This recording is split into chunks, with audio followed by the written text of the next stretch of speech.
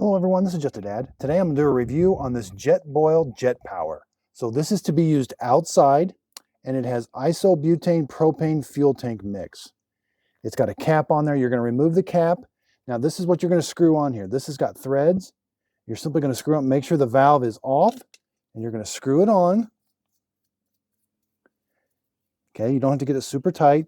Now when I open this valve, I'm going to get some gas coming out, and then I got to light it right away. Again, if they can control how much I do, but make sure you light it right away and use this outside. And if I'm using it with the Jetboil, I'm always going to light my flame first. Then I'm going to add my water. And in under 2 minutes, I've got boiling hot water. Okay, so let's measure the fuel. 4 1/4 inches. Height-wise, you're looking at about 3.5.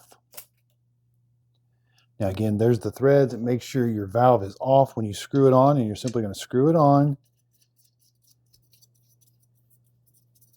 And then this acts like the base for your Jetboil. So this is the 8.11 ounces, and it does say if it's 100% full, you got 55 boils, 75%, 41 boils. If it's half full, you got 27, and quarter is 13. It does say it's all season proof.